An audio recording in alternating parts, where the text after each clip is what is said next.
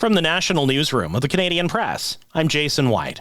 Prime Minister Mark Carney is set to meet with U.S. President Donald Trump tomorrow, and Canada's tariff-struck industries will be watching closely.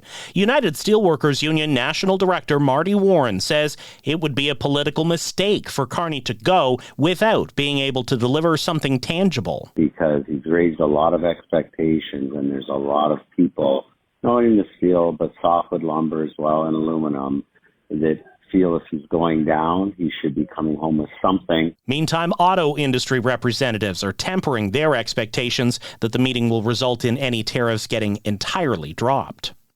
Finance Minister François-Philippe Champagne's outlining the benefits of shifting federal budgets from the spring to the fall. He argues it'll give parliamentarians more time to review fiscal plans before voting on them. Champagne says it'll also help builders plan for the spring construction season. The head of Alberta's teachers union says the province-wide teachers strike is about underfunding and overcrowding, preventing kids from learning.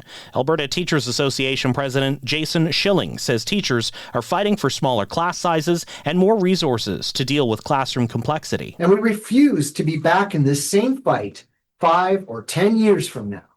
We're striking to break the cycle and demand lasting change for future generations of students and for future generations of teachers. The teachers went on strike this morning, and Finance Minister Nate Horner continues to urge the union to return to the bargaining table with what he calls a reasonable proposal. Ontario Premier Doug Ford is taking aim at the U.S. president. He says Donald Trump should be more concerned about China than about Canada. Ford spoke as a summit of Great Lakes governors and premiers wrapped up today in Quebec City. Ottawa has collected nearly $5 million in fines from companies it says were abusing the temporary foreign worker program. Those fines include the largest single penalty ever imposed. Also, the number of temporary foreign worker applications has dropped by half since September last year. That's when Ottawa made it harder to get permits. Canadian rock legends Rush are heading back out on tour. The band hasn't played together since the death of drummer Neil Peart in 2020. As Canadian Press entertainment reporter David Friend explains, the big question for the band was who would fill that role. For the longest time, the guys said they couldn't see a replacement for Neil. And that in recent years, as Geddy sort of found other things to do, he wrote a memoir. At Q&As, he would often talk about this question of when could Rush reunite. Geddy Lee and Alex Lifeson have tapped Annika Niles to be the band's new drummer.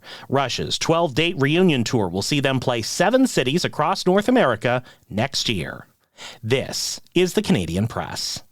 In sports, Oilers captain Connor McDavid will be sticking around Edmonton. GM Stan Bowman says money was never part of McDavid's calculus. It was all about the team's direction. We're just excited to get ourselves to where we are today. This is obviously, it's a very exciting day for our organization and for the fans. The superstar center's 2-year contract extension is worth $25 million U.S. Toronto Blue Jays head into New York firmly in control of their American League Division Series with the Yankees. Toronto swept the opening 2 games of the best-of-5 series at home by a combined score of 23-8. Game 3 goes tomorrow night in New York, and the Jays are looking to advance to the ALCS for the first time since 2016.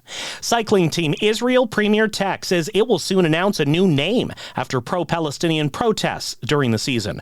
Canadian-Israeli co-owner Sylvan Adams will also step back from his day-to-day involvement with the team. From the Canadian Press, I'm Jason White. Thanks for listening. Don't forget to follow and subscribe. For more of today's top stories, visit thecanadianpressnews.ca.